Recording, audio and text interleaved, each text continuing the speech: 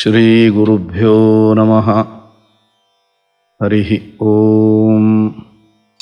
ನಾರಾಯಣಂ ನಮಸ್ಕೃತ್ಯ ನರಂ ಚೈವ ನರೋತ್ತಮಂ ದೇವೀಂ ಸರಸ್ವತೀಂ ವ್ಯಾಸಂ ತತೋ ಗ್ರಂಥಮುದೀರಯೇ. ಆಪಾದಮೌಳಿಪರ್ಯಂತಂ ಗುರುಣಾಮಾಕೃತಿಂ ಸ್ಮರೇತ್ತೇನ ವಿಘ್ನಾಃ ಪ್ರಣಶ್ಯಂತಿ ಸಿದ್ಧ್ಯಂತಿ ಚ ಮನೋರಥಾಃ. ಆಶ್ವೇಜ ಶುದ್ಧ ಪೂರ್ಣಿಮೆಯಂದು ಕೋಜಾಗರಿ ವ್ರತ ಎಂಬುದಾಗಿ ಅಪೂರ್ವವಾದ ಒಂದು ವ್ರತದ ಆಚರಣೆ ನಮ್ಮಲ್ಲಿ ಕಂಡುಬರುತ್ತದೆ. ಎಲ್ಲ ಪಂಚಾಂಗಗಳಲ್ಲೂ ಕೂಡ ಈ ಕೋಜಾಗರಿ ವ್ರತದ ಬಗ್ಗೆ ಉಲ್ಲೇಖವನ್ನು ನಾವು ಕಾಣುತ್ತೇವೆ. ಪುರಾಣಗಳಲ್ಲಿ ಈ ವ್ರತದ ಮಹತ್ವವನ್ನು ವಿಶೇಷವಾಗಿ ವರ್ಣನೆ ಮಾಡಿದ್ದಾರೆ.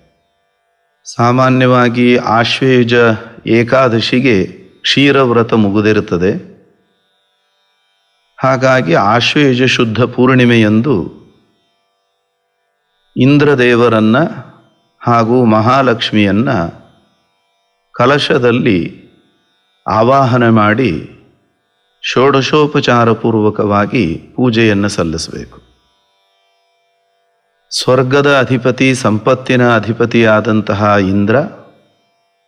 ಇಂದ್ರನಲ್ಲಿ ಮುಖ್ಯ ಪ್ರಾಣದೇವರು, ಮುಖ್ಯ ಪ್ರಾಣದೇವರಲ್ಲಿ ಮಹಾಲಕ್ಷ್ಮಿ ಹಾಗೂ ಶ್ರೀಮನ್ನಾರಾಯಣರನ್ನು ಚಿಂತನೆಯನ್ನು ಮಾಡ್ತಾ ಕಲಶದಲ್ಲಿ ಆವಾಹನಾದಿ ಷೋಡಶೋಪಚಾರ ಪೂಜೆಯನ್ನು ಸಲ್ಲಿಸಬೇಕು. ಈ ಸಂದರ್ಭದಲ್ಲಿ ಮಹಾಲಕ್ಷ್ಮಿಯನ್ನು, ಇಂದ್ರನನ್ನು ಪೂಜೆ ಮಾಡೋದರಿಂದ ನಮ್ಮ ಬದುಕಿನಲ್ಲಿ ಆಧ್ಯಾತ್ಮಿಕವಾದ ಸಂಪತ್ತು ಹಾಗೂ ಲೌಕಿಕವಾದ ಸಂಪತ್ತು ಇದು ಎರಡೂ ಕೂಡ ಅಭಿವೃದ್ಧಿ ಆಗ್ತದೆ ಅನ್ನುವ ಒಂದು ವಿಶ್ವಾಸ ಮೊದಲಿನಿಂದಲೂ ನಮ್ಮಲ್ಲಿ ಮೂಡಿದೆ. ಯಾವತ್ತೇ ಲಕ್ಷ್ಮೀದೇವಿಯನ್ನು ಪೂಜೆ ಮಾಡುವಾಗ ಕೇವಲ ಲಕ್ಷ್ಮಿಯನ್ನು ಪೂಜೆ ಮಾಡುವಂತೆ ಇಲ್ಲ, ಶ್ರೀಮನ್ನಾರಾಯಣನಿಂದ ಅವಳ ಪತಿಯಿಂದ ಸಹಿತವಾಗಿಯೇ ಪೂಜೆಯನ್ನು ಸಲ್ಲಿಸಬೇಕಾದದ್ದು ನಮ್ಮ ಕರ್ತವ್ಯ. ಆಶ್ವೇಜ ಶುದ್ಧ ಪೂರ್ಣಿಮಾ ದಿನದಂದು ಇಂದ್ರ ಹಾಗೂ ಲಕ್ಷ್ಮಿಯರ ಪೂಜೆಯನ್ನು ಮಾಡುವಂತಹ ಸಂದರ್ಭದಲ್ಲಿ ನೈವೇದ್ಯಕ್ಕಾಗಿ ಉತ್ತಮವಾದಂತಹ ಗೋಕ್ಷೀರವನ್ನು ನೈವೇದ್ಯಕ್ಕೆ ಸಮರ್ಪಣೆ ಮಾಡಬೇಕು. ಆ ಕ್ಷೀರದಲ್ಲಿ, ಹಾಲಿನಲ್ಲಿ ಬಾದಾಮಿ, ಕಲ್ಲು ಸಕ್ಕರೆ, ಏಲಕ್ಕಿ ಹಾಗೂ ಕೇಸರಿ ಇವುಗಳನ್ನೆಲ್ಲ ಹಾಕಿ ಚೆನ್ನಾಗಿ ಕುದಿಸಿ ಅದನ್ನು ಚಂದ್ರನ ಬೆಳದಿಂಗಳು ಬರುವಂತಹ ಪ್ರದೇಶದಲ್ಲಿಡಬೇಕು. ಚಂದ್ರಮಂಡಲದಲ್ಲಿ ಭಗವಂತ ಧನ್ವಂತರಿ ರೂಪದಿಂದ ಸನ್ನಿಹಿತನಾಗಿದ್ದು ಚಂದ್ರನ ಕಿರಣಗಳ ಮೂಲಕ ಅಮೃತವನ್ನು ಎಲ್ಲ ಔಷಧಿ ವನಸ್ಪತಿಗಳಲ್ಲಿ ತುಂಬುತ್ತಾನೆ. ಅದರಂತೆ ನಾವು ನಿವೇದನೆಗಾಗಿ ಅಂತ ಇಟ್ಟುಕೊಂಡಂತಹ ಹಾಲಿನಲ್ಲೂ ಕೂಡ ಚಂದ್ರನ ಕಿರಣಗಳ ಸ್ಪರ್ಶವಾದರೆ ಆ ಚಂದ್ರನ ಕಿರಣಗಳ ಮೂಲಕ ಅಮೃತ ಆ ಹಾಲಿನಲ್ಲಿ ಬಂದು ಸೇರುತ್ತದೆ ಅನ್ನುವಂತಹ ನಿರೂಪಣೆ ನಮ್ಮ ಪುರಾಣಗಳದ್ದು. ಚಂದ್ರಮಂಡಲದಲ್ಲಿ ಧನ್ವಂತರಿ ಇದ್ದು ಕಿರಣಗಳ ಮೂಲಕ ಹೊರಗೆ ಮಾತ್ರ ಅಮೃತವನ್ನು ಸುರಿಸೋದಲ್ಲ, ನಮ್ಮ ಶರೀರದಲ್ಲೂ ನಾಭಿಯ ಕೆಳಗಿರುವ ಕೆಳಹೊಟ್ಟೆ, ತುಂದಿ, ನಾಭಿ, ಹೃದಯ, ಕಂಠ ಹಾಗೂ ಹಣೆ, ಅದರಂತೆ ನಡುನೆತ್ತಿ ಈ ಸ್ಥಾನಗಳಲ್ಲಿ ಪರಮಾತ್ಮ ಧನ್ವಂತರಿ ರೂಪದಿಂದ ಇದ್ದು ನಮ್ಮ ಶರೀರದಲ್ಲೂ ಕೂಡ ಅಮೃತವನ್ನು ಹರಿಸ್ತಾನೆ ಅನ್ನುವ ಅಂಶವನ್ನು ನಾವು ಶಾಸ್ತ್ರಗಳಲ್ಲಿ ಕಾಣುತ್ತೇವೆ. ಹೀಗೆ ಧನ್ವಂತರಿ ನಮ್ಮ ಒಳಗೂ ಹೊರಗೂ ಇದ್ದು ಚಂದ್ರಮಂಡಲವನ್ನು ತನ್ನ ಅಧಿಷ್ಠಾನವಾಗಿ ಮಾಡಿಕೊಂಡು ನಮಗೆ ಅಮೃತತ್ವ, ಆರೋಗ್ಯ ಎರಡನ್ನೂ ನೀಡತಕ್ಕಂಥವನು.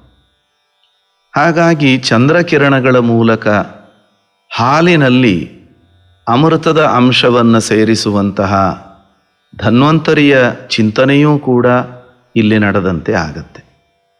ಅಂತಹ ಹಾಲನ್ನು ದೇವರಿಗೆ ಸಮರ್ಪಣೆಯನ್ನು ಮಾಡಿ ಆನಂತರ ವಿಪ್ರರಿಗೆ ದಕ್ಷಿಣೆಯೊಂದಿಗೆ ನೀಡಿ ಬಂಧುಗಳು, ಮಿತ್ರರು, ಆಪ್ತರೊಂದಿಗೆ, ಪರಿವಾರದೊಂದಿಗೆ ಪ್ರತಿಯೊಬ್ಬನೂ ಕೂಡ ಅದನ್ನು ದೇವರ ಪ್ರಸಾದ ಅನ್ನುವ ಚಿಂತನೆಯೊಂದಿಗೆ ಅದನ್ನು ಸ್ವೀಕರಿಸಬೇಕು.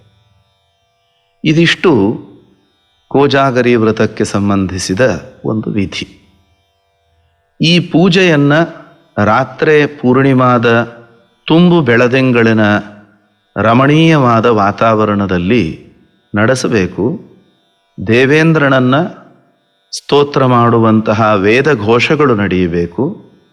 ಲಕ್ಷ್ಮೀದೇವಿಯನ್ನು ಸ್ತುತಿಸುವಂತಹ ರಾತ್ರಿ ಸೂಕ್ತ, ಅಂಬ್ರಣಿ ಸೂಕ್ತ, ಶ್ರೀ ಸೂಕ್ತ ಮುಂತಾದ ಸೂಕ್ತಗಳು, ಅದರಂತೆ ನಮ್ಮ ಪರಂಪರೆಯಲ್ಲಿ ಬಂದಂತಹ ಲಕ್ಷ್ಮೀದೇವಿಯನ್ನು ಸ್ತುತಿಸಿದ ಶ್ರೀಮದ್ ಆಚಾರ್ಯರು ಸ್ತೋತ್ರ ಮಾಡಿದ್ದು, ಟೀಕಾಕೃತ್ಪಾದರು, ಯಾದವಾರ್ಯರು, ಆರಣ್ಯಕಾಚಾರ್ಯರು, ವಿಶೇಷವಾಗಿ ಶ್ರೀಶೀಶ ಗುಣದರ್ಪಣದಲ್ಲಿ ವಾದಿರಾಜ ಗುರುಗಳು ಏನೇನು ಆ ಲಕ್ಷ್ಮೀದೇವಿಯ ನಾರಾಯಣನ ಮಹಿಮೆಯನ್ನು ವರ್ಣಿಸಿದ್ದಾರೆ ಅದರ ಚಿಂತನೆಯೊಂದಿಗೆ ಲಕ್ಷ್ಮೀದೇವಿಯ ಸ್ತೋತ್ರ ನಡೆಯಬೇಕು.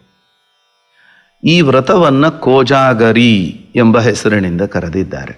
ಅದಕ್ಕೊಂದು ಕಾರಣ ಪುರಾಣಗಳು ವರ್ಣನೆ ಮಾಡುವಂತೆ, ಇವತ್ತು ರಾತ್ರಿ ಈ ಪೂಜೆಯನ್ನು ನಡೆಸಿ ದೇವರ ಚಿಂತನೆಯಲ್ಲಿ ಲಕ್ಷ್ಮೀದೇವಿಯ ಮಹಿಮೆಯ ಅನುಸಂಧಾನದಲ್ಲಿ ಕಾಲವನ್ನು ಕಳೆಯಬೇಕು. ಬಂಧು ಮಿತ್ರ ವರ್ಗದವರೊಂದಿಗೆ ದ್ಯೂತ ಕ್ರೀಡೆ, ಪಗಡೆ ಆಟವನ್ನು ಆಡಬೇಕು ಎಂಬುದಾಗಿ ಪುರಾಣಗಳಲ್ಲಿ ತಿಳಿಸಿದೆ. ಒಟ್ಟು ಇದರ ತಾತ್ಪರ್ಯ, ಅವತ್ತು ಸಂಭ್ರಮದಿಂದ ಸಂತೋಷದಿಂದ ದೇವರ ಚಿಂತನೆಯೊಂದಿಗೆ ರಾತ್ರಿ ಕಳೆಯಬೇಕು. ರಾತ್ರಿ ನಿದ್ರೆ ಮಾಡದೆ ಎಚ್ಚರ ಇರಬೇಕು. ಅವತ್ತು ರಾತ್ರಿ ಲಕ್ಷ್ಮೀದೇವಿ ಕೈಯಲ್ಲಿ ಒಂದು ದೀಪವನ್ನು ಹಿಡಿದುಕೊಂಡು ಎಲ್ಲರ ಮನೆಗಳಲ್ಲಿ ಸಂಚರಿಸ್ತಾಳಂತೆ. ಕೋ ಜಾಗರ್ತಿ, ಕಹ ಜಾಗರ್ತಿ. ಇವತ್ತು ರಾತ್ರಿ ಯಾರು ಎಚ್ಚೆತ್ತುಕೊಂಡಿದ್ದಾರೆ, ಎಚ್ಚೆತ್ತು ಯಾರು ನನ್ನ ಪೂಜೆ ಮಾಡಿ ಲಕ್ಷ್ಮೀನಾರಾಯಣರ ಚಿಂತನೆ ನಡೆಸ್ತಾ ಇದ್ದಾರೆ ಅನ್ನುವ ದೃಷ್ಟಿಯಿಂದ ಎಲ್ಲ ಕಡೆಯಲ್ಲೂ ತನ್ನ ಅನುಗ್ರಹದ ದೃಷ್ಟಿಯನ್ನು ಹರಿಸ್ತಾ ಲಕ್ಷ್ಮೀದೇವಿ ಸಂಚಾರ ಮಾಡ್ತಾಳೆ. ಯಾರು ಹಾಗೆ ಜಾಗೃತರಾಗಿ ಎಚ್ಚರ ಇದ್ದುಕೊಂಡು ಈ ಕರ್ತವ್ಯಗಳನ್ನು ಪೂರ್ಣಗೊಳಿಸ್ತಾ ಇರ್ತಾರೆ, ಅಂಥವರಿಗೆ ಆಧ್ಯಾತ್ಮಿಕ ಸಂಪತ್ತು, ಲೌಕಿಕವಾದ ಸಂಪತ್ತು, ಎರಡೂ ಸಂಪತ್ತನ್ನು ಲಕ್ಷ್ಮೀದೇವಿ ಕರುಣಿಸ್ತಾಳೆ ಅನ್ನುವ ಹಿನ್ನೆಲೆಯಲ್ಲಿ ಇದನ್ನು ಕೋಜಾಗರಿ ವ್ರತ ಎಂಬುದಾಗಿ ಕರೆದಿರುವಂಥದ್ದು. ಈ ವ್ರತಕ್ಕೆ ಸಂಬಂಧಿಸಿದಂತೆ ಇದನ್ನು ಮಾಡಬೇಕು ಅನ್ನುವಂತಹ ಶ್ರದ್ಧೆ, ಆಸಕ್ತಿ ನಮ್ಮಲ್ಲಿ ಮೂಡಬೇಕು. ಹಾಗೂ ನಿರಂತರವಾಗಿ ಇದನ್ನು ನಡೆಸ್ಕೊಂಡು ಹೋಗಬೇಕು ಅಂತ ಅನ್ನೋದಕ್ಕಾಗಿ ಪುರಾಣಗಳು ಒಂದೆರಡು ಕಥೆಗಳನ್ನು ಇದಕ್ಕೆ ಸಂಬಂಧಿಸಿದಂತೆ ಈ ವ್ರತದ ಮಹತ್ವವನ್ನು ತಿಳಿಸಿ ನಮಗೆ ಅದರಲ್ಲಿ ಶೀಘ್ರದಲ್ಲಿ ಆಸಕ್ತಿ ಮೂಡುವಂತೆ ಮಾಡುವಂತಹ ಪುರಾಣದ ಕಥೆ. ಅದರಲ್ಲಿ ಒಂದು ಕಥೆ, ಧರ್ಮ ಶ್ರದ್ಧೆ ಇರತಕ್ಕಂತಹ ಒಬ್ಬ ರಾಜ. ಅವನು ತುಂಬ ಉತ್ತಮವಾದ ರೀತಿಯಲ್ಲಿ ರಾಜ್ಯಭಾರ ಮಾಡ್ತಾ ಇದ್ದವನು. ಪ್ರಜೆಗಳನ್ನು ಮಕ್ಕಳಂತೆ ಪರಿಪಾಲನೆ ಮಾಡ್ತಾ ಇದ್ದವನು. ರಾಜ ಅಂತಂದ ಮೇಲೆ ಅವನು ಎಲ್ಲ ವರ್ಗದವರಿಗೂ ಹಾಗೂ ಎಲ್ಲರ ಕಲೆಗಳಿಗೂ ಎಲ್ಲ ವೃತ್ತಿಗಳಿಗೂ ಪೋಷಣೆಯನ್ನು ಮಾಡತಕ್ಕಂತಹ ರಾಜ. ಹಾಗಾಗಿ ಆ ರಾಜನ ಆಶ್ರಯದಲ್ಲಿ ಬೇರೆ ಬೇರೆ ಕಲೆಗಳಲ್ಲಿ ನಿಷ್ಣಾತರಾದಂತಹ ಒಳ್ಳೊಳ್ಳೆ ಕಲಾವಿದರುಗಳಿದ್ದರು. ಉತ್ತಮವಾದಂತಹ ಮೂರ್ತಿಗಳನ್ನು ನಿರ್ಮಾಣ ಮಾಡತಕ್ಕಂತಹ ಶಿಲ್ಪಿಗಳು ಅವನ ಬಳಿಯಲ್ಲಿದ್ದರು. ಒಮ್ಮೆ ಒಬ್ಬ ಶಿಲ್ಪಿಯನ್ನು ಅವನು ಭೇಟಿಯಾದಾಗ ಅವನ ಶಿಲ್ಪಾಗಾರದಲ್ಲಿ ಅಲಕ್ಷ್ಮಿಯ ಒಂದು ಪ್ರತಿಮೆಯನ್ನು ಅವನು ನಿರ್ಮಾಣ ಮಾಡಿಟ್ಟದ್ದನ್ನು ನೋಡ್ತಾನೆ. ಅಲಕ್ಷ್ಮಿ ಕಲಿಯ ಹೆಂಡತಿ ಸಮುದ್ರ ಮಥನವಾಗುವಾಗ ಲಕ್ಷ್ಮೀ ಪ್ರಾದುರ್ಭಾವ ಆಗೋದಕ್ಕಿಂತ ಮುಂಚೆ ಅಲಕ್ಷ್ಮಿಯ ಪ್ರಾದುರ್ಭಾವ ಆಗಿದೆ. ಹಾಗಾಗಿ ಲಕ್ಷ್ಮಿಗೆ ಅಲಕ್ಷ್ಮಿಯನ್ನು ಅಕ್ಕ ಅಂತ ಪುರಾಣಗಳು ನಿರೂಪಿಸಿದೆ. ಅಂತಹ ಅಲಕ್ಷ್ಮಿಯ ಪ್ರತಿಮೆಯನ್ನು ಅವನು ಒಳ್ಳೆ ಕಲಾತ್ಮಕವಾಗಿ ರಚನೆ ಮಾಡಿದ್ದನ್ನು ನೋಡಿ ರಾಜ ಅದರಿಂದ ಆಕರ್ಷಣೆಗೊಂಡು ಆ ಪ್ರತಿಮೆಯನ್ನು ತೆಗೆದುಕೊಂಡು ತನ್ನ ಮನೆಯಲ್ಲಿ ತಂದು ದೇವರ ಕೋಣೆಯಲ್ಲಿ ಇಡ್ತಾನೆ. ಉತ್ತಮ ರಾಜನಾದ್ದರಿಂದ ಆ ರಾಜನ ಮನೆಯಲ್ಲಿ ಲಕ್ಷ್ಮೀ ವಾಸ ಮಾಡಿಕೊಂಡಿದ್ಲು. ಆದರೆ ಅಲಕ್ಷ್ಮಿ ಆ ಜಾಗದಲ್ಲಿ ಬಂದಾಗ ಲಕ್ಷ್ಮಿ ಆ ರಾಜನಿಗೆ ಸೂಚ್ಯವಾಗಿ ತಿಳಿಸ್ತಾಳೆ, ಎಚ್ಚರವನ್ನು ನೀಡ್ತಾಳೆ, ನಾನಿದ್ದಲ್ಲಿ ಅಲಕ್ಷ್ಮಿ ಬರಬಾರದು ಅಂತ. ಪುರಾಣಗಳ ವರ್ಣನೆಯಲ್ಲಿ ಕೆಲವು ರೂಪಕಗಳನ್ನು ನಾವು ಕಾಣ್ತೇವೆ. ಲಕ್ಷ್ಮಿ ಅಂದರೆ ಎಲ್ಲ ಒಳ್ಳೆಯದರ ಒಂದು ಪ್ರತಿನಿಧಿ. ಅದು ಸಂಪತ್ತು, ಶೀಲ, ಅದರಂತೆ ವಿದ್ಯೆ ಮತ್ತು ಸೌಂದರ್ಯ, ರೂಪ, ಹೀಗೆ ಏನೇನು ಒಳ್ಳೆಯದಿದೆ ಅದೆಲ್ಲವೂ ಲಕ್ಷ್ಮಿಯ ಪ್ರತಿನಿಧಿ. ಅದು ಅಲಕ್ಷ್ಮಿ ಅಂದರೆ ಯಾವುದು ಒಳ್ಳೆಯದಲ್ಲವೋ ಅದೆಲ್ಲದರ ಪ್ರತಿನಿಧಿ ಅಲಕ್ಷ್ಮಿ. ಅದು ಜಗಳ ಇರಬಹುದು, ಕಪಟತನ ಇರಬಹುದು, ವಂಚನೆ ಇರಬಹುದು, ಡಂಭ ಇರಬಹುದು, ಸುಳ್ಳಿರಬಹುದು, ಎಲ್ಲವೂ ಅಲಕ್ಷ್ಮಿಯ ಪ್ರತಿನಿಧಿ. ಹಾಗಾಗಿ ಎಲ್ಲಿ ಲಕ್ಷ್ಮಿ ಇರ್ತಾಳೆ ಅಲ್ಲಿ ಈ ದುರ್ಗುಣಗಳಿಗೆ ಅವಕಾಶ ಇಲ್ಲ. ಹಾಗಾಗಿ ಅಲಕ್ಷ್ಮಿಯನ್ನು ಇಲ್ಲಿಡಬೇಡ ಅಂತ. ಆದರೆ ನಾನು ಕಲಾಕೃತಿಯನ್ನು, ಕಲೆಗೆ ಗೌರವವನ್ನು ಕೊಟ್ಟು ತಂದಿದ್ದೇನೆ, ಇದನ್ನು ಹೊರಗೆ ಹಾಕಿದರೆ, ಬೇರೆಡೆ ಕಳಿಸಿದರೆ ಕಲಾವಿದನಿಗೂ ಕಲೆಗೂ ಅವಮಾನ ಮಾಡಿದಂತೆ ಆದೀತು ಅನ್ನೋ ಭಾವನೆಯಿಂದ ರಾಜ ಅದಕ್ಕೆ ಅಷ್ಟು ಮಹತ್ವ ಕೊಡದೆ ಆ ಕಲಾಕೃತಿಯನ್ನು ತನ್ನಲ್ಲೇ ಉಳಿಸಿಕೊಡುತ್ತಾನೆ. ಇದರಿಂದ ಬೇಸರಗೊಂಡು ಲಕ್ಷ್ಮೀದೇವಿ ಅವನ ಮನೆಯಿಂದ ಹೊರಗೆ ಹೊರಡುತ್ತಾಳೆ. ಲಕ್ಷ್ಮೀ ಹೊರಗೆ ಬರುತ್ತಿದ್ದ ಹಾಗೆ ಒಂದೊಂದೇ ಸದ್ಗುಣಗಳು ಅವನ ಮನೆಯಿಂದ ಹೊರಬರಲಿಕ್ಕೆ ಶುರು ಆಗ್ತದೆ. ಕೊನೆಗೆ ಧರ್ಮ ಅವನ ಮನೆಯಿಂದ ಹೊರಗೆ ಬಂದಾಗ ಆ ಸಂದರ್ಭದಲ್ಲಿ ರಾಜ ಆ ಧರ್ಮವನ್ನು, ಅಂದರೆ ಧರ್ಮದ ದೇವತೆಯನ್ನು ತಡೆದು ನಿಲ್ಲಿಸ್ತಾನೆ. ನೀನು ಹೋಗಬೇಡ, ನಾನು ಆ ಕಲಾವಿದನಿಗೆ ಅವಮಾನವಾಗಬಾರದು, ಕಲೆಗೆ ಅವಮಾನವಾಗಬಾರದು ಅನ್ನೋದಕ್ಕಾಗಿ ನಾನು ಉಳಿಸ್ಕೊಂಡಿದ್ದೇನೆ, ಆದ್ದರಿಂದ ನೀನು ಹೋಗಬೇಡ ಅಂತ. ಆ ಸಂದರ್ಭದಲ್ಲಿ ಧರ್ಮದೇವತೆ ರಾಜನಿಗೆ ಹೇಳುತ್ತೆ, ನಿನ್ನ ಹೆಂಡತಿ ಭಕ್ತಿ ಶ್ರದ್ಧೆಯಿಂದ ಮಹಾಲಕ್ಷ್ಮಿಯನ್ನು ಪೂಜಿಸುವಂತಹ ಈ ಕೋಜಾಗರ ವ್ರತವನ್ನು ಆಚರಣೆ ಮಾಡಿದರೆ ಆವಾಗ ಲಕ್ಷ್ಮಿ ಮರಳಿ ನಿನ್ನ ಮನೆಯಲ್ಲಿ ಸನ್ನಿಹಿತಳಾಗ್ತಾಳೆ ಅಂತ. ಆವಾಗ ರಾಜ ತನ್ನ ಪತ್ನಿಗೆ ಅದರ ವಿಧಾನಗಳನ್ನೆಲ್ಲ ಬ್ರಾಹ್ಮಣರಿಂದ ತಿಳಿಸಿ ಕೋಜಾಗರ ವ್ರತವನ್ನು ಆಶ್ವಯುಜ ಪೂರ್ಣಿಮಾ ದಿನದಂದು ಮಾಡಿಸ್ತಾನೆ. ತಾನು ನಿಂತು ಅದನ್ನು ಮಾಡ್ತಾನೆ. ಆ ವ್ರತದ ಪ್ರಭಾವದಿಂದ ಲಕ್ಷ್ಮೀದೇವಿ ಅಲ್ಲಿಗೆ ಬರ್ತಾಳೆ. ಆವಾಗ ರಾಜ ಅಲಕ್ಷ್ಮಿಯ ಪ್ರತಿಮೆಯನ್ನು ಮನೆಯಿಂದ ಹೊರಗಡೆ ಇರುವ ಒಂದು ಪ್ರದೇಶದಲ್ಲಿ ಚಂದ್ರನ ಬೆಳದಿಂಗಳಿನಲ್ಲಿಟ್ಟಾಗ ಆ ಬೆಳದಿಂಗಳಿಗೆ ಆ ಕಲ್ಲಿನ ಅಲಕ್ಷ್ಮಿಯ ಪ್ರತಿಮೆ ಕರಗಿ ನೀರಾಗಿ ಹೋಗಿಬಿಡುತ್ತದೆ. ಆನಂತರದಲ್ಲಿ ಅಲಕ್ಷ್ಮಿ ಹೊರಗೆ ಬಂದ ಹಿನ್ನೆಲೆಯಲ್ಲಿ ಮಹಾಲಕ್ಷ್ಮಿ ಆ ಮನೆಯಲ್ಲಿ ನೆಲೆಸಿ ರಾಜನಿಗೆ ಎಲ್ಲ ವಿಧವಾದ ಸಮೃದ್ಧಿಯನ್ನು ಕರುಣಿಸ್ತಾಳೆ. ಮಹಾಲಕ್ಷ್ಮಿ ಬಂದಾಗ ಉಳಿದ ಎಲ್ಲ ಗುಣಗಳು ಸಹಜವಾಗಿ ಅವಳ ಆ ರಾಜನ ಮನೆಯಲ್ಲಿ ಬಂದು ಸೇರಿಕೊಳ್ಳುತ್ತದೆ. ಈ ಹಿನ್ನೆಲೆಯಲ್ಲಿ ನಮ್ಮ ಮನೆ ಇದು ನಿಜವಾದ ಅರ್ಥದಲ್ಲಿ ಮನೆ ಆಗಬೇಕು, ಇಲ್ಲಿ ಎಲ್ಲ ತರಹದ ಸಮೃದ್ಧಿ ಬೇಕು ಅಂತಂದರೆ ಅಲ್ಲಿ ಮಹಾಲಕ್ಷ್ಮಿಯ ಪೂಜೆ ಶ್ರಾವಣ, ಭಾದ್ರಪದ ಮುಂತಾದ ಮಾಸಗಳಲ್ಲಿ, ದೀಪಾವಳಿ, ಅಮಾವಾಸ್ಯ, ಪ್ರತಿ ಶುಕ್ರವಾರ ಹೀಗೆಲ್ಲ ಮಹಾಲಕ್ಷ್ಮಿ ಪೂಜೆಯನ್ನು ಮಾಡತಕ್ಕವರು ವಿಶೇಷವಾಗಿ ವರ್ಷಕ್ಕೊಮ್ಮೆ ಮಾತ್ರ ಪ್ರಸ್ತುತವಾಗುವಂತಹ ಆಶ್ವಯುಜ ಪೂರ್ಣಿಮಾ ದಿನದಂದು ಈ ಕೋಜಾಗರಿ ವ್ರತದ ಮೂಲಕ ಮಹಾಲಕ್ಷ್ಮಿಯನ್ನು ಪೂಜಿಸಬೇಕು ಅನ್ನೋದನ್ನು ಪುರಾಣಗಳು ನಮ್ಮ ಮುಂದೆ ವರ್ಣಿಸ್ತದೆ. ಇದಲ್ಲದೆ ಇನ್ನೊಂದು ಕಥೆಯನ್ನು ಪುರಾಣಗಳು ನಮ್ಮ ಮುಂದೆ ಪ್ರಸ್ತುತಪಡಿಸಿದೆ. ಅದು ಒಬ್ಬ ಬ್ರಾಹ್ಮಣ ತುಂಬ ಉತ್ತಮ ಕರ್ತವ್ಯಗಳನ್ನು ಪರಿಪಾಲನೆ ಮಾಡ್ತಾ ಇದ್ದವನು.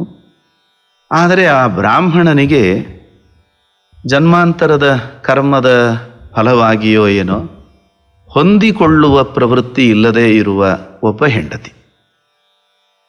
ಅವನು ಏನೇ ಹೇಳಿದರೂ ಅದಕ್ಕೆ ವಿರುದ್ಧವಾಗಿ ನಡೆದುಕೊಳ್ಳುವಂತಹ ಚಂಡಿ ಪ್ರವೃತ್ತಿಯ ಒಬ್ಬ ಹೆಂಡತಿ ಅವನಿಗಿದ್ಲು. ಅವಳು ಮಾಡುವ ವಿರುದ್ಧ ಆಚಾರಗಳನ್ನು ಕಂಡು ಬ್ರಾಹ್ಮಣ ಬೇಸತ್ತು ಅವನು ಕಾಡಿನಲ್ಲಿ ಸಂಚಾರ ಮಾಡ್ತಾ ಇರ್ತಾನೆ. ಹಾಗಿರುವಾಗ ಒಮ್ಮೆ ಅನೇಕ ಜನ ಅಪ್ಸರ ಸ್ತ್ರೀಯರು ಸೇರಿ ಈ ಕೋಜಾಗರಿ ವ್ರತವನ್ನು ಆಚರಣೆ ಮಾಡುವಂಥದ್ದನ್ನು ಕಂಡು ಅವರಿಂದ ಅದೆಲ್ಲ ವಿಧಾನವನ್ನು ತಿಳಿದು ಮೊದಲು ಅವರ ಜೊತೆಗೆ ತಾನು ಸೇರಿ ಆ ಕೋಜಾಗರಿ ವ್ರತವನ್ನು ಆಚರಣೆ ಮಾಡ್ತಾನೆ. ಅವತ್ತು ರಾತ್ರಿ ಜಾಗರಣೆಯನ್ನೂ ಆಚರಿಸ್ತಾನೆ.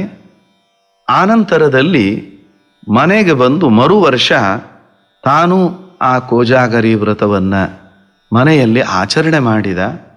ಅದರ ಫಲವಾಗಿ ಮಹಾಲಕ್ಷ್ಮಿಯ ಅನುಗ್ರಹದಿಂದ ಅವನ ಹೆಂಡತಿಯ ಸ್ವಭಾವದಲ್ಲೂ ಕೂಡ ಹಂತ ಹಂತವಾಗಿ ಬದಲಾವಣೆಗಳು ಕಂಡು ಆ ಮನೆ ಅದು ನಿಜವಾದ ಅರ್ಥದಲ್ಲಿ ಸಂಪತ್ತು, ಸಮಾಧಾನ, ಶಾಂತಿ ಇವುಗಳೆಲ್ಲದರ ಆಗರವಾಗಿ ಆ ಬ್ರಾಹ್ಮಣ ಪತ್ನಿಯೊಂದಿಗೆ ತನ್ನ ಗೃಹಸ್ಥಾಶ್ರಮ ಜೀವನವನ್ನು ಉತ್ತಮವಾದ ರೀತಿಯಲ್ಲಿ ನಡೆಸಿಕೊಂಡು ಹೋಗ್ತಾನೆ.